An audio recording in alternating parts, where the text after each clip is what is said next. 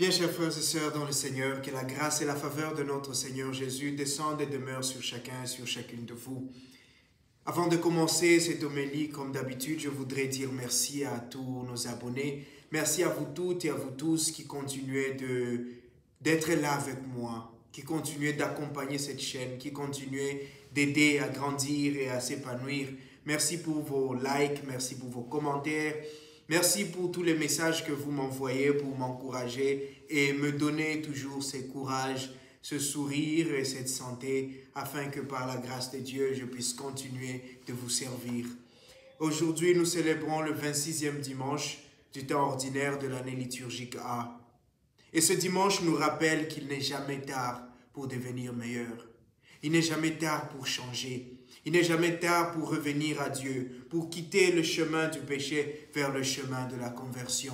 Et la première lecture, c'est justement cet appel-là, à quitter le péché pour aller vers Dieu. Parce que si on le fait, le Seigneur nous accueille. Et on dit, si le pécheur quitte son chemin de péché et va vers le chemin du bien et qu'il meurt dans le bien, eh bien, il verra le Seigneur.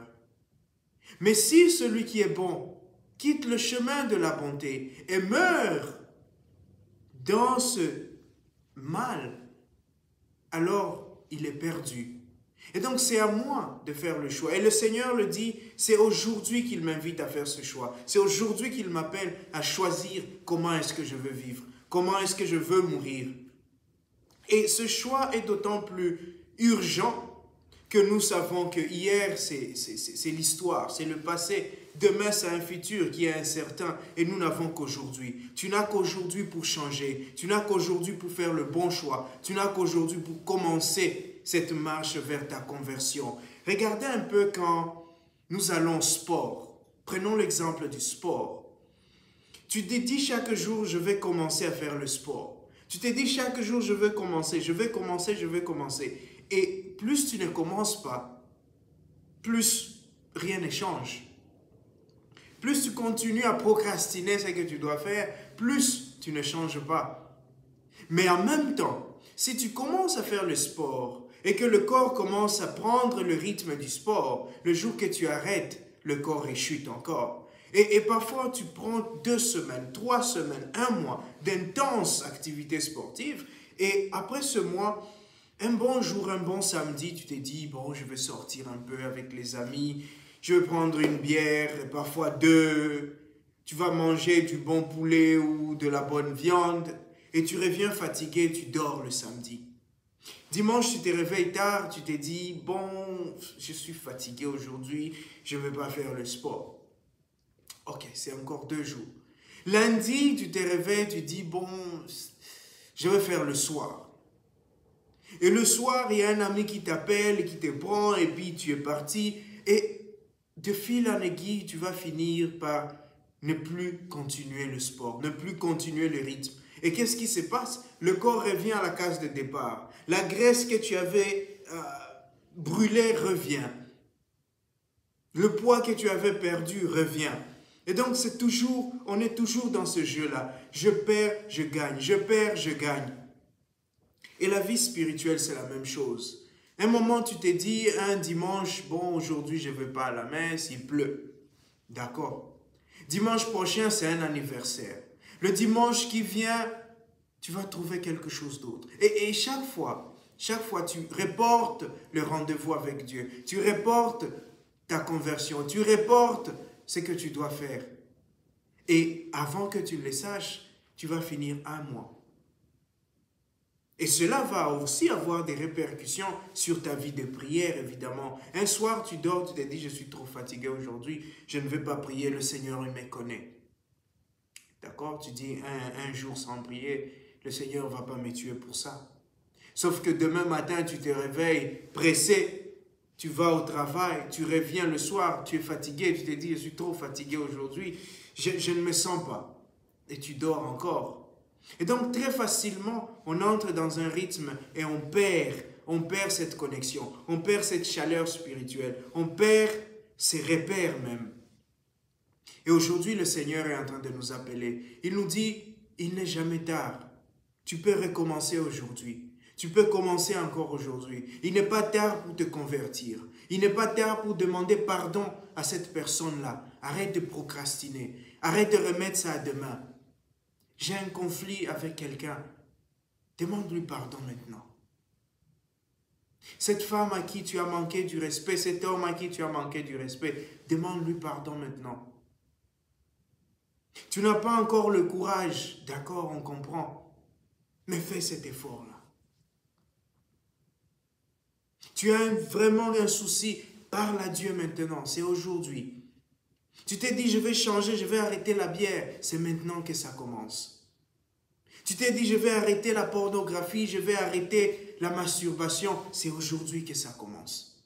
Fais cet effort-là aujourd'hui. Prends ce pas-là aujourd'hui.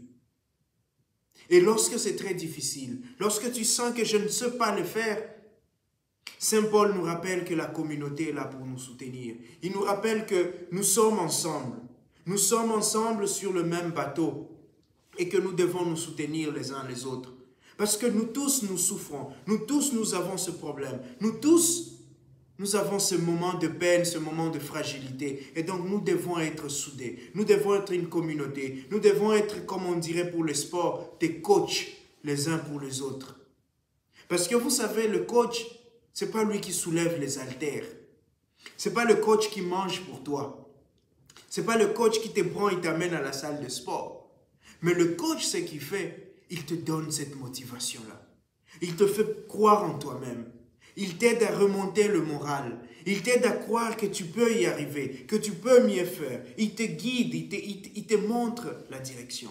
Et c'est ça que le Seigneur fait avec nous. C'est ça que la communauté devrait nous aider à faire. Notre communauté devrait être un lieu de motivation, un lieu où on trouve la direction, un lieu où on peut recourir lorsque c'est difficile. Et donc aujourd'hui, chers frères et sœurs, n'ayons pas peur. N'ayons pas peur d'appeler à l'aide. N'ayons pas peur de demander de l'aide lorsqu'on souffre. Il y a beaucoup parmi nous qui souffrons en silence.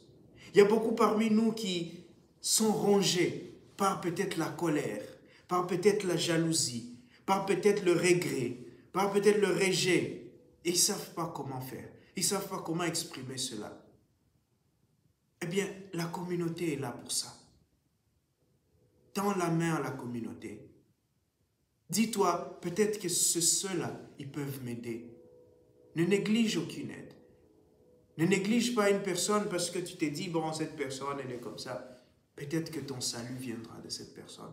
Peut-être que le Seigneur qui t'appelle chaque jour passera par cette personne pour te ramener à lui. Le deuxième point que je voudrais aujourd'hui souligner et partager avec nous, c'est la consistance dans notre manière de suivre le Seigneur.